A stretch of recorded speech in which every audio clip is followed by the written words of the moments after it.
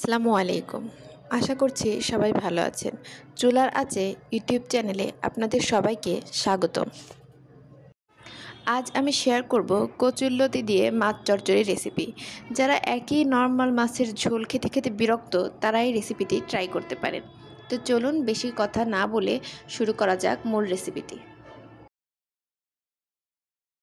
এই রেসিপিটি বানাতে লাগবে কচুরলতি। আমি এখানে বেশ অনেকটা কচুরলতি ছোট ছোট করে কেটে ধুয়ে নিয়েছি।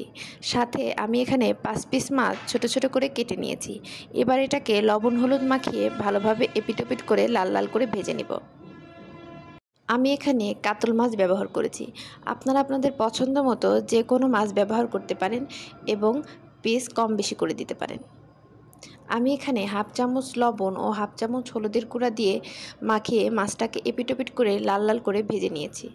লাল লাল হয়ে গেলে মাছটাকে নামিয়ে নেব। এবার একটি কড়াইতে মাছ ভেজে রাখার তেল দিয়ে দিয়েছি।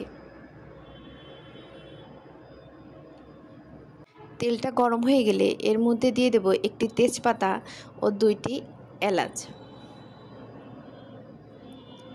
সাথে 2 চামচ পেঁয়াজ বাটা, হাফ চামচ আদা বাটা ও 1 চামচ রসুন বাটা দিয়ে দিব। দিয়ে ভালোভাবে নাড়াচাড়া করব।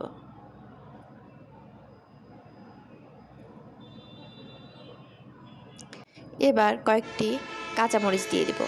আপনারা ঝাল আপনাদের প্রয়োজন মতো ব্যবহার করবেন। সাথে 1 চামচ লবণ, হাফ চামচ হলুদের গুঁড়া ও হাফ চামচ মরিচের গুঁড়া দিয়ে দিব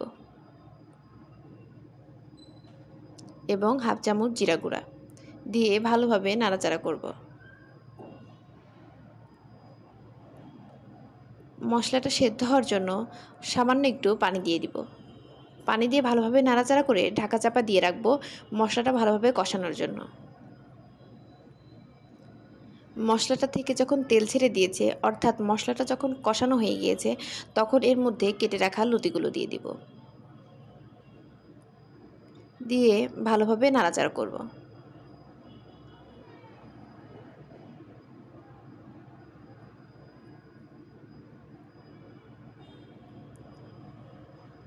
নাড়াচাড়া করে লতি আর মশলাগুলো ভালোভাবে একসাথে মিশিয়ে নিব। এবার মিডিয়াম আঁচে চুলা রেখে লতিটাকে ঢাকা চাপা দিয়ে রাখবো। লতি থেকে যখন সমস্ত পানি শুকিয়ে যাবে, তখন আরেকটু ভালোভাবে নাড়াচাড়া করে এর মধ্যে লতিটা সেদ্ধ হওয়ার জন্য পানি দিয়ে দিব। আমি এখানে চায়ের কাপের 1 কাপ পানি ব্যবহার করেছি। এবার ঢাকা চাপা দিয়ে ফুটিয়ে নিব। পানি ফুটে গেলে এর মধ্যে ভেজে রাখা মাছগুলো দিয়ে নাড়াচাড়া করে দিব। নাড়াচাড়া করে আবারও ঢাকা চাপা দিয়ে রাখবো সব কিছু সেদ্ধ হওয়ার জন্য। লতি থেকে পানি যখন একটু কমে আসবে, তখন এর মধ্যে দিয়ে দিব হাফ চামচ জিরা গুঁড়া। জিরা গুঁড়া দিয়ে আবারও ভালোভাবে নাড়াচাড়া করে ঢাকা চাপা দিয়ে রাখবো।